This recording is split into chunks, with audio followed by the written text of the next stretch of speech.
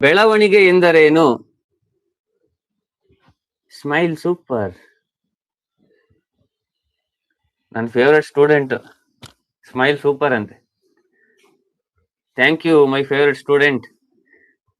ಹಾ, ಬೆಳವಣಿಗೆ ಎಂದರೇನು ಅಂದ್ರೆ ಎಲ್ಲರೂ ಫೇವ್ರೇಟೇ, ಬಟ್ ನಮಗೆ ಉಮೇಶ್ ಅನ್ನೋರು ಸ್ಪೆಷಲ್. ಹಾ, ಇರ್ಲಿ, ಅದ್ ಯಾವ ತರ ಅಂತ ನೆಕ್ಸ್ಟ್ ಹೇಳು. ಬೆಳವಣಿಗೆ ಎಂದರೇನು? ವ್ಯಕ್ತಿಯ ಸಾಮರ್ಥ್ಯದಲ್ಲಾಗುವ ಗುಣಾತ್ಮಕ ಬದಲಾವಣೆ, ವ್ಯಕ್ತಿಯ ಗಾತ್ರ ಎತ್ತರ ತೂಕದಲ್ಲಾಗುವ ಪರಿಣಾತ್ಮಕ ಬದಲಾವಣೆ, ವ್ಯಕ್ತಿಯ ಭಾವನೆಗಳಲ್ಲಿ ಬದಲಾವಣೆ, ವ್ಯಕ್ತಿಯ ಸಾಮಾಜಿಕ ಕೌಶಲ್ಯಗಳಲ್ಲಿ ಬದಲಾವಣೆ.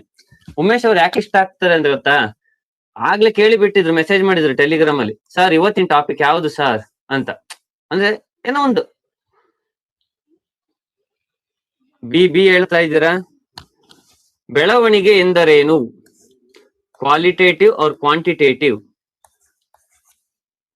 Very good. ಬರ್ಲಿ, ಸರಿಯೋ ತಪ್ಪೋ ಕಮೆಂಟ್ಸ್ ಮಾಡಿ, ನೀವು ಕಮೆಂಟ್ಸ್ ಮಾಡಿ, ಎಲ್ಲರೂ ಮಾಡಿ, ನಿಮ್ಮೆಲ್ಲರ ಕಮೆಂಟ್ಸ್ ಬರ್ಬೇಕು, ಅವಾಗ ನನಗೆ ಅರ್ಥ ಆಗ್ತದೆ ನಿಮ್ಗೆ ಎಷ್ಟು ಅರ್ಥ ಆಗಿದೆ ಅಂತ.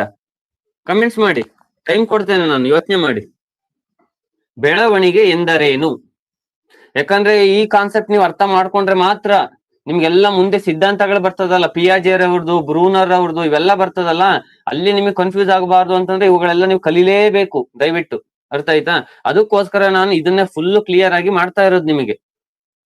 ವ್ಯಕ್ತಿಯ ದೇಹದ ಗಾತ್ರ ಎತ್ತರ ತೂಕದಲ್ಲಾಗುವ ಪರಿಮಾಣಾತ್ಮಕ ಬದಲಾವಣೆ,